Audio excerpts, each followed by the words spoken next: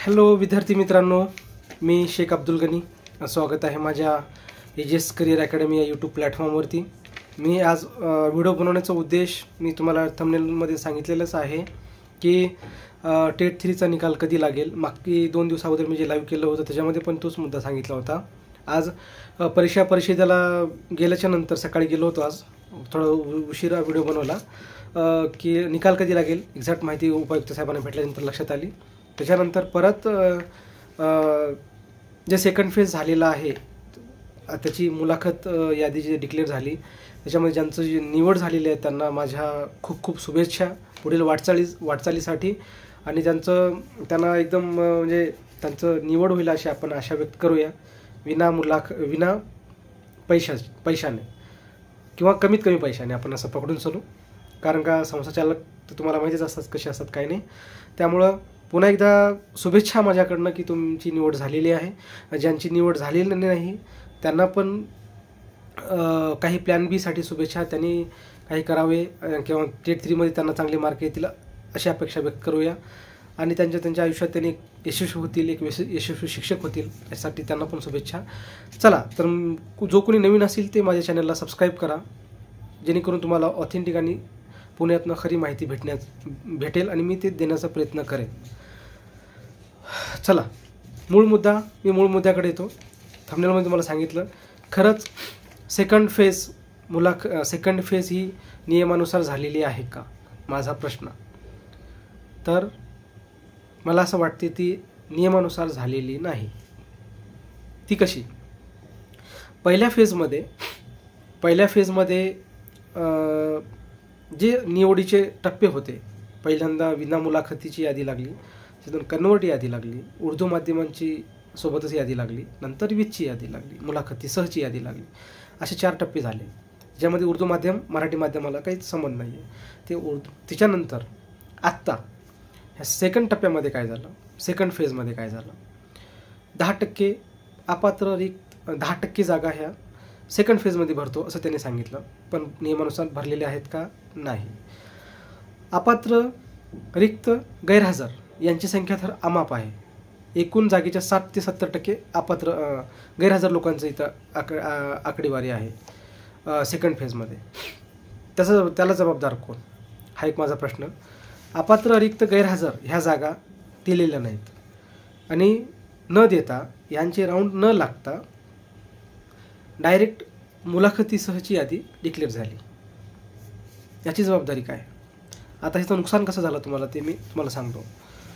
मान्य आहे काही जणाला हा व्हिडिओ आवडत नसेल किंवा माझे मत आवडत नसतील, पण ते मुद्दे खरे आहेत ते समजून घ्या. ते आज वाटते का हे चुकीचं आहे ते चुकीचं आहे, पण टेट 3मध्ये पण अशीच गफलत होणार आहे. असंच नुकसान आपल्या टेट 3च्या मुलांचं होणार आहे जे आता झालेली आहे. त्याचा निकाल पुढच्या आठवड्यात येईल, ते पण मी तुम्हाला सांगेलच कसं काय ते. तर मूळ मुद्दा आहे की पहिल्या फेजमध्ये जे मुलं निवड झाली ते परत त्यांची निवड झाली, परत सेकंड फेजमध्ये झाली आणि ते 1.5 वर्ष सेवा दिल्यामुळं ते परत जॉईन नाही झाले. ते जागा तशी रिक्त राहिली. म्हणजे सामान्य गरीब मुलांना जे जिल्हा परिषद गोंदिया भंडाराच्या ठिकाणी 50च्या जवळपास जर शिक्षक गैरहजर राहत असतील तर हे कुठेतरी नियम बदलले पाहिजे असं मला वाटते. आणि एकदा जाहिरात देणं म्हणजे नंतर थोडी डिस्टर्ब झालं, पण मुळात काय माहिती आहे का, जे गोंदिया भंडारा ठिकाणी जे मुलं गैरहजर राहिले किंवा काय डॉक्युमेंट्समुळे ते बाहेर राहिले आता राहतील, त्यांची मेरिट लिस्ट आणखी डिक्लेअर झालेली नाही, त्यांची जबाबदारी कशी, तिथल्या विद्यार्थ्यांना शिक्षक कसे भेटतील. एकदा जाहिरात देणं म्हणजे तेच मुद्दे सांगत होतो, एकदा जाहिरात देण्यासाठी ती प्रोसिजर जवळ खूप दिवस चालत असते. आणि एखादी आस्थापना जर जाहिरात देत असेल तर त्याचे पूर्ण टप्पे क्लिअर करून ती जाहिरात द्यावी लागते. आणि तिथे जर आपण गैरहजर राहिलो तर खूप त्या संस्थेचं नुकसान होतं किंवा त्या आस्थापनेचं नुकसान होतं.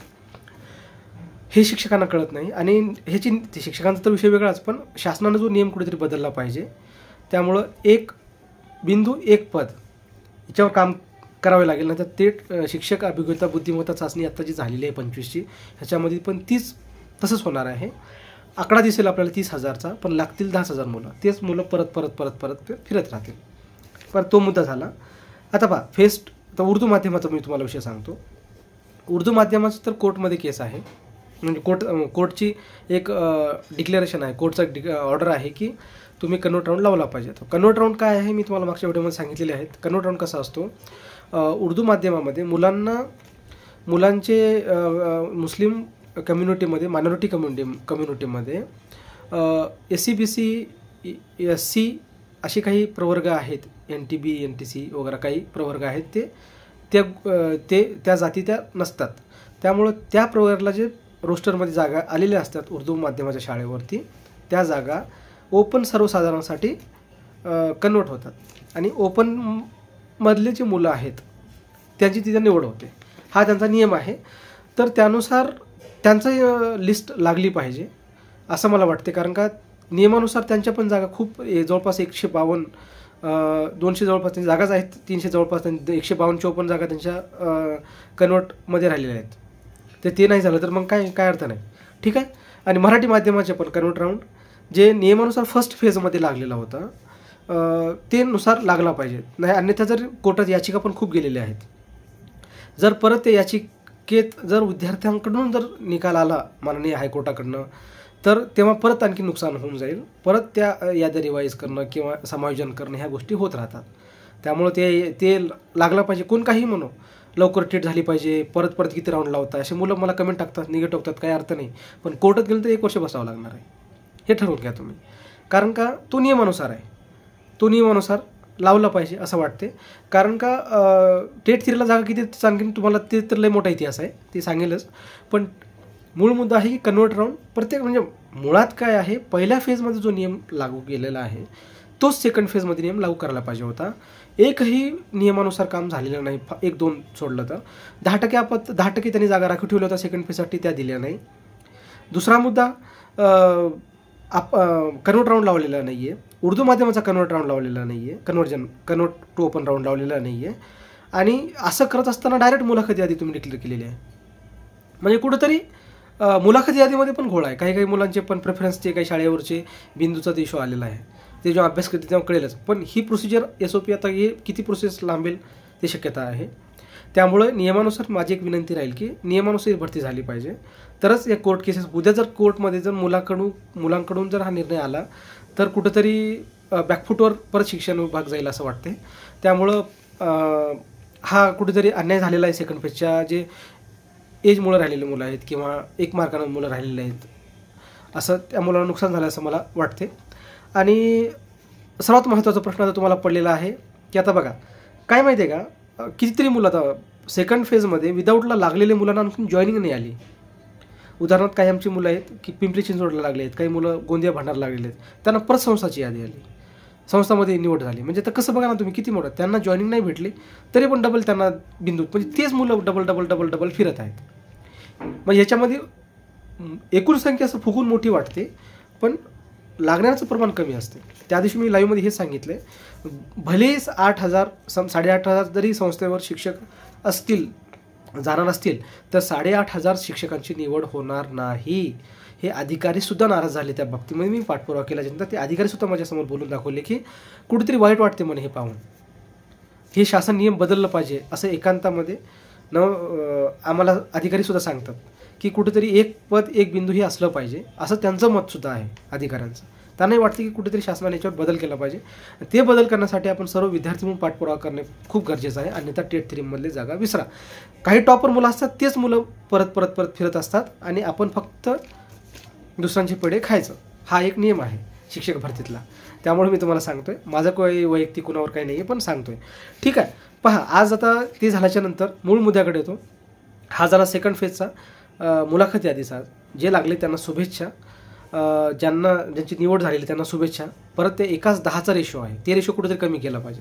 MPSC सुद्धा 1:3 रेशो घेत असते मुलाखतीसाठी, किंवा बाकी कोणती पण परीक्षा असो, केंद्रीय विद्यालय पण असो, कोणती पण असो. केंद्रीय विद्यालय तर 1:2-2 पर्यंत रेशो आलेला होता मागच्या वेळेस. तर तो रेशो आत्ता कुठेतरी ह्याच्यामध्ये 1:10 म्हणजे कुठेतरी म्हणजे भ्रष्टाचाराला वाव होतो, भ्रष्टाचाराला कुठेतरी वाव मिळतो या पद्धतीमुळं. आणि संस्थाचालक एवढे तर शरीफ नसतातच, माझं स्पष्ट मत आहे. पहा, आता हे झाल्याच्या नंतर आता टेट 3कडे वळू. टेट 3चा निकाल कधी लागेल? त्या दिवशी मी आणि गोपाळ कुकडे सरांनी लाईव्ह केलं होतं. त्या दिवशी मी त्या दिवशी परीक्षा परिषदेला शिक्षण आयुक्त कार्यालय तिथे भेटलो असता. त्याच्यानंतर परीक्षा परिषदेला नागपूरमध्ये गोपाळ कुकडे सर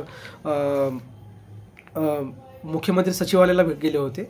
ते पत्र मी टेलिग्राम डिस्क्रिप्शनमध्ये टाकलेलं आहे. ते कोणकोणते आम्ही निवेदन दिलेले आहेत ते तुम्ही टेलिग्रामवर बघून घ्या माझ्या. आणि ते शिक्षण प्रधान सचिवपर्यंत ते पत्र पोहोचलेलं आहे. त्याचे मेसेज मेल पण आलेले आहेत. ठीक आहे. आपली मागणी कोणते मी तर डिटेल सांगणार नाही आहे. त्याच्यामध्ये सर्व नॉर्मलायझेशनचं असेल, समायोजनचं असेल, नॉर्मलायझेशनचं असेल, संसमान्यतेचं असेल, ह्या सर्व धोरणाच्या संदर्भामध्ये एकच असं तो निवेदन होता. ठीक आहे. पण ते टेट 3चा निकाल कधी लागेल ह्या मुद्द्यावर मी येतो की तो ह्या आठवड्यात लागण्याची शक्यता खूप कमी आहे. आज सकाळी मी जेव्हा परीक्षा परिषद गेल्याच्या नंतर उपायुक्त साहेबांना भेटल्याच्या नंतर एकंदरीत त्यांनी बोलले. परत त्यांनी म्हणले तू 3 दिवसाअगोदर आला होता, परत आज आला. मी म्हणलं सर खूप मुलांचे मेसेज आणि कॉल येत आहेत की बाबा खरंच काय आहे ते, तर शक्यता कमी. तर त्यांनी असं म्हटलं की लागला तरी शेवटी शक्यता लागू शकतो, पण शक्यता कमी आहे. पुढच्या आठवड्यात फिक्स 100% रिझल्ट लावणार आम्ही अशी तुम्हाला सांगतो असं त्यांनी म्हटलं. म्हणजे 100% लागू शकतो. जर काही तांत्रिक आले तर त्याला लेट होईल, पण नाही असं होणार. आणि ती तांत्रिक काय येणार आहे, त्याची समस्या काय आहेत लेट होण्याचं त्याचं पण ते सांगतो. अपियर मुलांना संधी दिलेली आहेत, त्यांचं शॉर्टलिस्टेड विषय चालू आहे. त्यामुळं निकालमध्ये थोडंसं वेळ होतो, नसतं ह्या आठवड्यात ते लागलं असतं. ठीक आहे. आता पहा, हे सर्व झाले. आणि दुसरा मुद्दा आहे संच धोरणाचा. संच मान्यता धोरण जर रद्द नाही झालं तर टेट 3ला जागा विसरा. त्यामुळे संच मान्यता धोरण रद्द करण्यासाठी सर्व एकत्र येणं खूप गरजेचं आहे. लढणं खूप गरजेचं आहे. आणि सेकंड फेजमध्ये आम्ही किती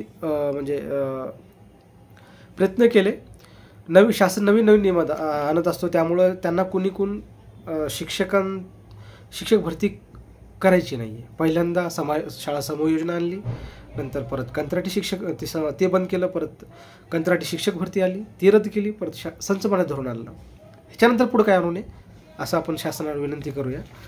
आणि मुळात कसं आहे, आता एवढं व्हिडिओ बनवण्याचा उद्देश असाच होता की काय झालं आहे, नेमकं नियमानुसार भरती झालेली आहे का, तर नाही. निकाल पुढच्या वीकमध्ये लागेल, अपेक्षा करू. ह्याला लागला तर लागू शकते किंवा पुढच्या आठवड्यात 100% लागेलच टेट 3चा निकाल लागल्याच्या नंतर आपल्याला जागेसाठी पण झगडावं लागणार आहे, लढावं लागणार आहे, एकत्र यावं लागणार आहे, रस्त्यावर उतरावं लागणार आहे, तरीच कुठे जागा येतील. आणि कोणीही अंदाज बांधू शकत नाही की मला 120 असतील तर मी सेफ आहे किंवा 140 असेल तर सेफ आहे. जागा नसतील तर कोणीही सेफ नाही, जागा असतील तर सर्वच सेफ आहे. जागा किती येतात त्याच्यावर डिपेंड आहे. आणि एक पद आणि एक बिंदू असेल, हा जर नियम असेल तर खूप मुलं लागण्याची शक्यता वाढते. आणि परत तीच मुलं जर राऊंडमध्ये फिरत असतील तर टॉपमध्ये असताना सुद्धा लागण्याची शक्यता कमी आहे. सर्वजण सांगत होते 111ला मागच्या वेळेस फेज 1 कट ऑफ आलेला होता ओपनचा, तर आत्तासुद्धा कट ऑफ तिथेच थांबलेला आहे. 110, 109, 108 सर्व सांगत होते कट ऑफ तेवढा खाली येईल, पण तसं झालेलं नाही आहे.